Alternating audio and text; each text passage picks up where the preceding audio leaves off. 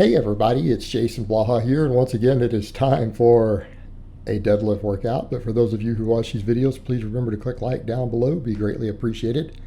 First bad deadlift session I've had in months and months. Actually, since, I don't know, forever, 6 months. And it's my own fault. I did something that I would yell at one of my clients for. I went off program. Even though I know I've been fatigued this week and haven't had the best week in terms of fatigue, the scales dropping, everything else with my cut. I decided I was going to go way heavier for my plus set because I felt like I could probably pull an easy triple with 585. Walked in, missed it. Now, there's general fatigue happening here. That's a factor. Also, again, certain muscles seem to be potentially getting weaker. Now, that doesn't mean that when I'm recovered and, I've had a week off from heavy training and if eaten and everything and step on a platform, the strength's not going to be there. But what that means is when I'm in a fatigue state, I have muscles giving out. Now, when you look at that miss, I was thinking hamstrings, but then as I looked closer, I'm like, my hamstrings are strong. It was low back. My low back couldn't handle it. And the other thing you guys notice I'm doing, I'm adding more pull-ups in. I did notice when I was doing tons of just a double overhand pull-ups, it seemed like my rep work was climbing really well on the deadlift.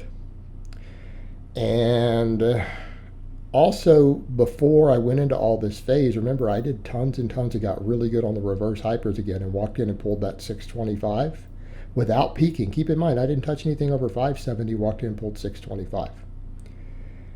Okay. I could tell my low back is giving out. And I've noticed that recently. I'm like, look, I'm getting more low back fatigue. I've got to start adding the reverse hypers in, and I've been doing them real light.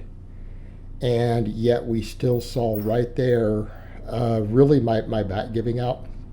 My back was giving out. And now again, partially due to fatigue, partially due to cutting, but also I need to build that area back up. So, again, I'm going to continue to hammer hamstrings, going to continue to hammer posterior chain, all that stuff that we need. But I want to make sure my back is super strong. So again, we added good mornings back in this week, and now there could be some residual fatigue from that. We have to adapt to those workloads. Okay, I'm going to get real strong at those good mornings again on squat day. I'm going to push the reverse hypers back up. And I think I need to be doing reverse hypers on squat and deadlift day. They're easy to recover from. They build the low back without creating the same fatigue. Got to get that low back caught back up. I've got to get that work capacity up. Got to get that recovery up. Got to get those erectors strong again. Because that was an unacceptable miss. And there's no reason, there's no excuse for that.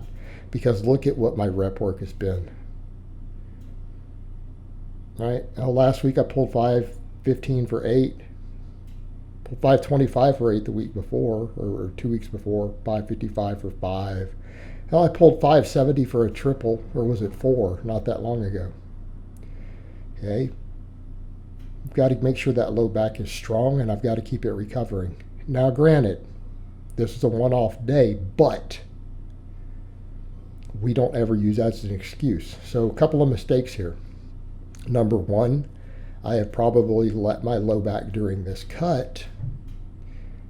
I've let the work capacity and hypertrophy and those erectors regress. Okay, I've got to fix that. Easily fixable, have all the equipment to do it. Number two, I went off program. I had no business in a fatigue state trying to pull anything close to a training max. Save that for the platform after we haven't lifted all week, after we've refed, after making weight. Okay, if I was one of my clients, I would be yelling at me right now. And here's the thing. I messed up right here on camera in front of everyone. My whole audience just saw me go off program and not do the correct numbers for my deadlift for my 531. And I've already started bumping the training maxes up on it, which I shouldn't have done. In a cut, I should have kept the training max down where it was. And I'd already bumped it this last week, so I can go a higher percentage. I can go up. No. All right? I'm doing the sort of stuff that I would yell at you guys about out there, tell you not to do, tell you you're dumb if you do, some stuff I would yell at my clients about. I just did it on camera. And it's pretty silly, isn't it? And so there's no need for anyone out there to mock me. I'm going to mock myself. I know better than that. That's the problem with coaches, though. We don't always coach ourselves as well as our clients. So, what do we need to do? We know we need to hypertrophy. And I'm having to watch total fatigue. You guys notice I'm having to pick stuff to where I'm thinking in terms of how much hypertrophy can I generate versus the fatigue. I've got to focus on body composition more and more as we get leaner. And you guys saw me this morning leaner down to 213 for those pull-ups. I am going to do tons more pull-ups. I feel like I do really, really well when I'm doing tons of pull-ups. I feel like it really works wonders for my shoulder health because of the external rotation. I feel like my grip, my back, everything just goes so well when I was doing 20 sets of pull-ups every week. So I'm going to work them in. I'm going to start doing some every day, do some on camera most mornings. I'm not going to do the 100 chin-up a day thing I did before. There were other issues with that, with chin-ups and other stuff happening with it. But I'm going to live on pull-ups, right? I feel like they do so much for my back, for my shoulder health, my grip, and for my deadlift. Okay, we're going to work on reverse hypers really hard. I went up, doubled the weight, did 10s instead of 25s. We did 270, working back up to what I'd worked with before, and I'm going to start working it back up. Okay, we need to get back up towards 300 for strict sets of 10 like this. I need to do reverse hypers both days. I need to do them on squat day after good mornings. I need to do them on deadlift day. Okay, they work wonders for me. And I know that. And I took them out for a while, much to my detriment. You know, I felt like, well, you know, the glute ham raises will handle the posterior chain and hamstring. Well, they do. It handles hamstrings amazingly well. But we really start talking that low back and the glutes.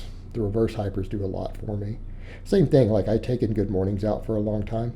I built a lot of my base off those good mornings. Now that I'm going to power squat again with that wide stance, I got to work them back in. Okay.